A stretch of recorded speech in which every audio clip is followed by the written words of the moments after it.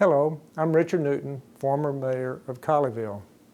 Grapevine-Colleyville ISD, like every other school district in Texas, has been forced to raise funds for capital projects by selling bonds.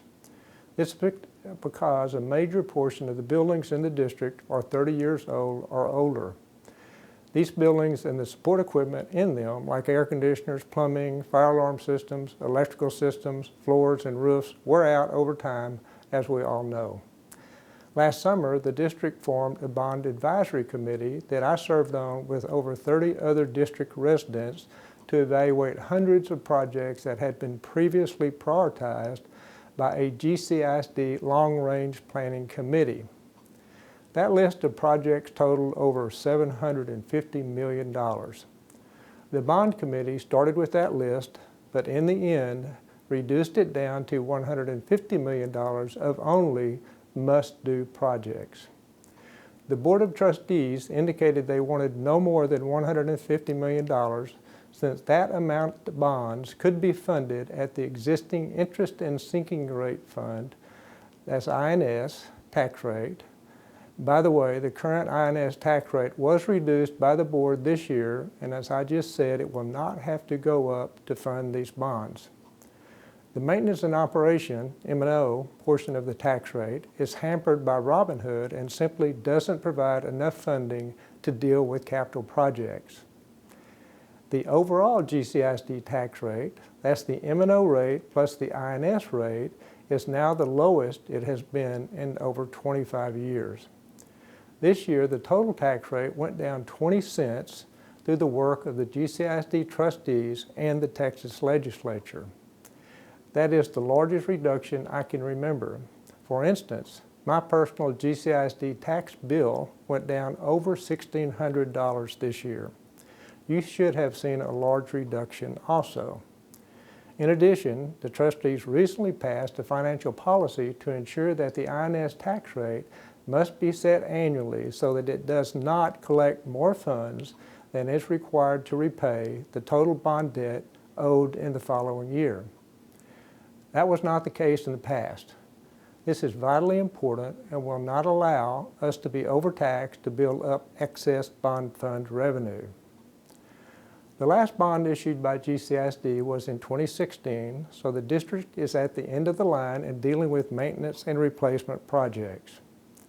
There will be 3 bond propositions on the ballot this year: Proposition A, B, and C.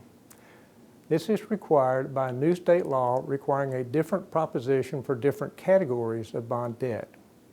The new law also requires that each proposition clearly state that, quote, "this is a tax increase," close quote.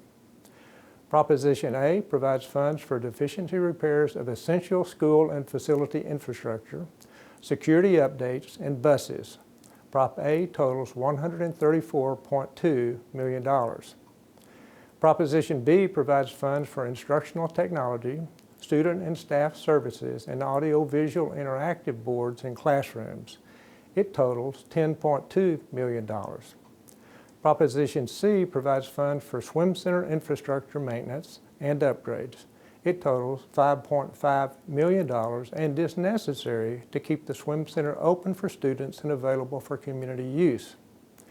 There are no new facilities in any of these propositions. The trustees plan to keep the INS tax rate flat at its current rate, but history has shown that appraisal rates in the district regularly increase.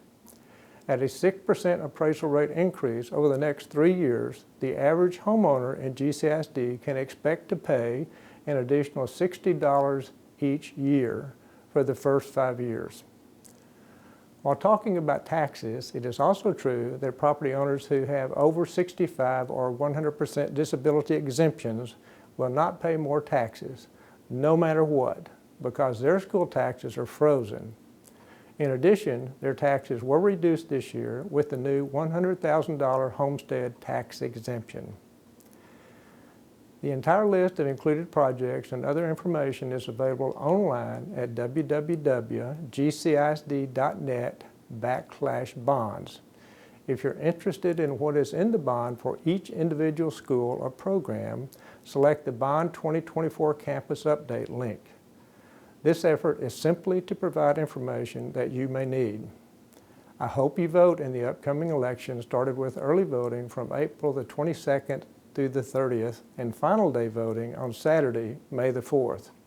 I personally intend to vote for all three propositions, and I hope you are able to get enough details to decide your vote. Thank you for your time.